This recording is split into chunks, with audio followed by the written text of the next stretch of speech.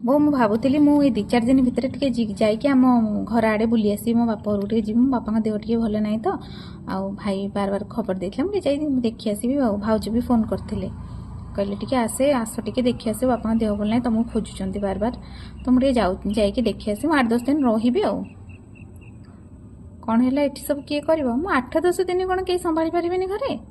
ଆପଣ ଟିକେ 8-10 ଦିନ ସମ୍ଭାଳି ଦିଅନ୍ତୁ। ମୁଁ ତ ପୁଣି ବର୍ଷ ଧରି କରୁଛି ନା ନାଇଁ।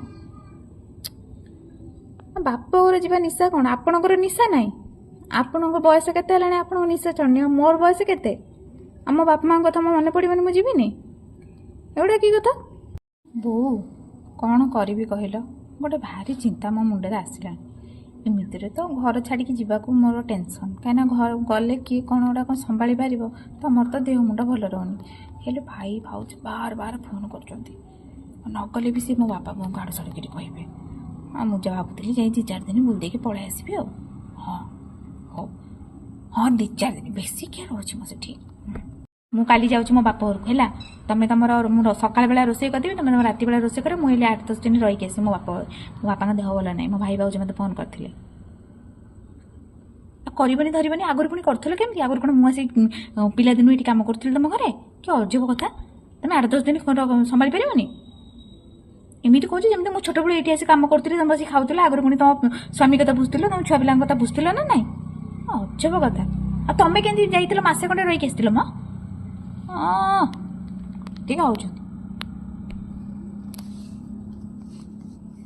କିଛି ନାହିଁ ମୁଁ ଯିବି। ମୁଁ ମୋର କାଲି ସକାଳୁ ମୋର ବସ୍ରେ ପଳେଇବି। ମୋତେ କେହି ଛାଡ଼ିବାକୁ ଯିବା ଦରକାର ବି ନାହିଁ। ମୁଁ ବାଟ ଦେଖିନି। ବୋଉ ଭାଉଜ ମୋର କଲ୍ କରିଥିଲେ, କହିଲେ କି ବାପାଙ୍କ ଦେହ ଭଲ ନାହିଁ, ତମକୁ ଖୋଜୁଛନ୍ତି, ଟିକେ ଦେଖିଦେଇଯାଅ। ମୁଁ କ'ଣ କରିବି? ଆଡ଼େ ଗଲେ ମୋତେ କୁମ୍ଭୀର ଖାଇବ, ସାଡ଼େ ଗଲେ ବାଘ ଖାଇବ। ତମମାନଙ୍କୁ ଛାଡ଼ିକି କେମିତି ଯିବି? ତମମାନେ ହଇରାଣ ହେଇଯିବ। କ'ଣ କରିବି? କ'ଣ ହେଲା, ଯାଇକି ବୁଲି ଆସିବି?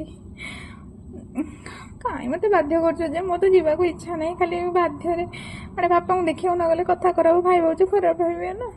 ମୁଁ ଟିକେ କାମ କରୁଛି, ତାହେଲେ 8-10 ଦିନ ଯାଇ ବୁଲି ଆସୁଛି। ଆଉ ହଉ, ତମେ ଏଠି ତମକୁ କେମିତି କ'ଣ ଚଳିବ? ମୁଁ ଚିନ୍ତା ପଶିଗଲାଣି, ମୋ ଦେହ ଭଲ ଲାଗୁନି, କେମିତି କ'ଣ ଚଳିବ?